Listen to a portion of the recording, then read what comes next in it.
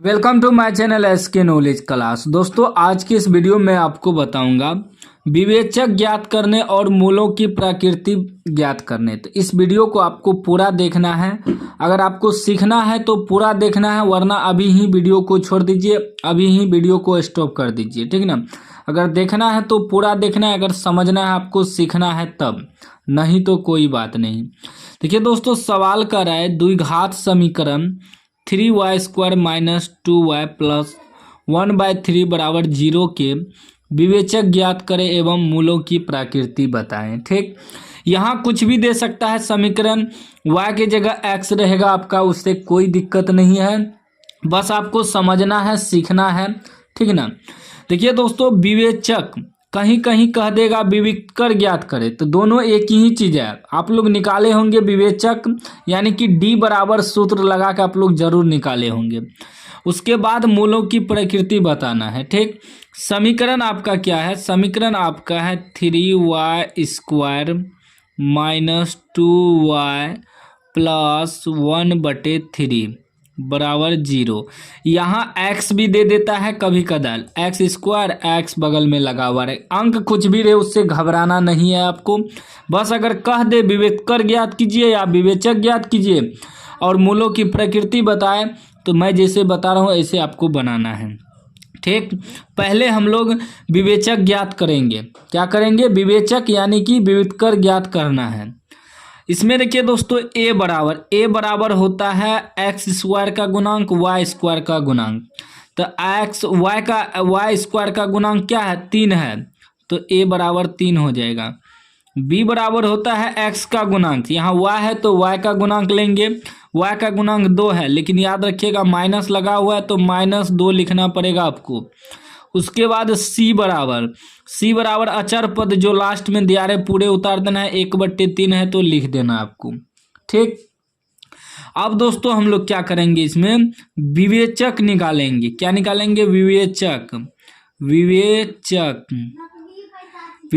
को d से सूचित करते हैं। d बराबर सूत्र होता है b² माइनस 4ac। ठीक, सूत्र आपको याद रखना है, यह इम्पोर्टेंट सूत्र है, सूत्र याद रहेगा तभी आपका सवाल हल हो पाएगा। ठीक, सूत्र आपको याद रखना है। अब देखिए b की जगह क्या है? -2 है तो -2 का स्क्वायर।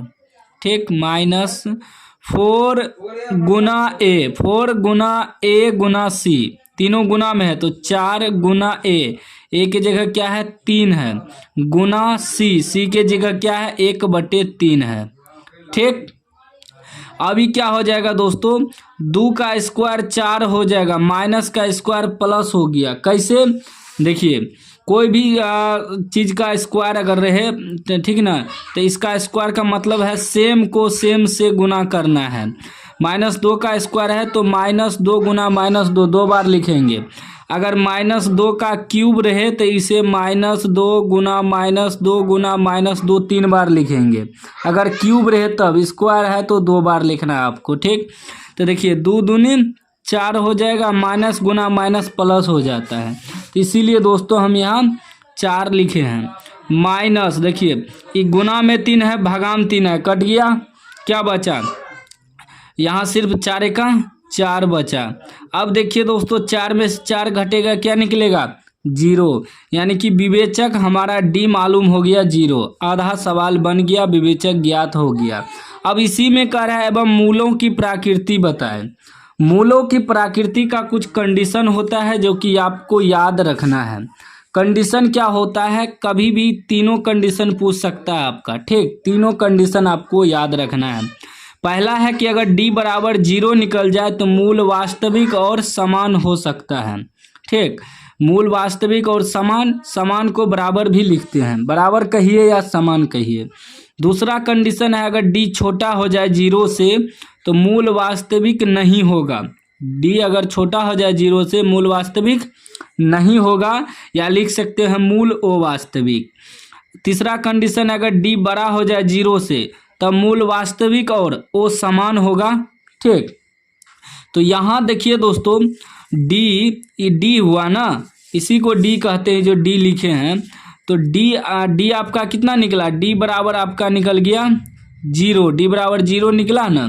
तो 0 निकलेगा तो क्या होगा, 0 निकलेगा डी बराबर, तो मूल वास्तविक और समान होगा। यहाँ लिख देंगे मूल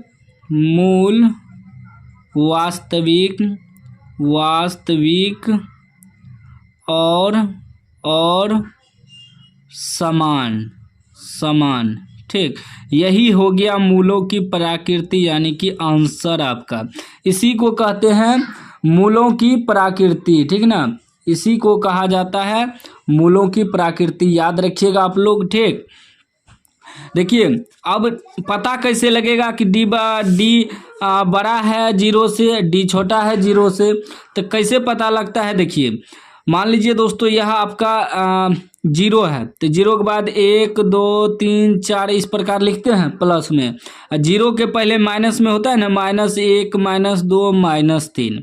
तो अगर प्लस में 1 2 3 4 निकलेगा तो ये डी जो है बड़ा हो गया 0 से, क्योंकि प्लस में निकला।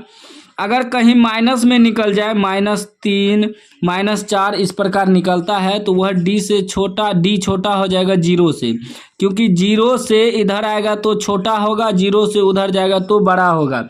इस प्रकार पता करते हैं कि 0 से छोटा है या बड़ा है। अगर इसी जगह मेरा डी निकल जाता, यहाँ डी बराबर 8 निकल जाता, तभी क्या होता, डी जो है 0 से बड़ा है, क्योंकि 8 जो है 8 बड़ा है ना 0 से बड़ा होगा, तब ये बड़ा हो जाता डी। यहाँ लिखना पड़ता है इसे, डी बड़ा हो गया 0 से, डी बड़ा है 0 से, तो यह क्या हो जाएगा, मूल वास्तविक और समान।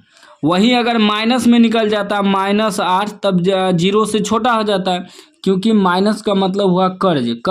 किसी के पास 8 रुपया है, किसी के पास 0 है, तो जिसके पास 0 वो बड़ा हो गया, जिसके पास -8 है यानी कि कर्ज है उसके पास, तो छोटा हो गया। तो माइनस में जितना बड़ा अंक होगा उतना और छोटा होगा।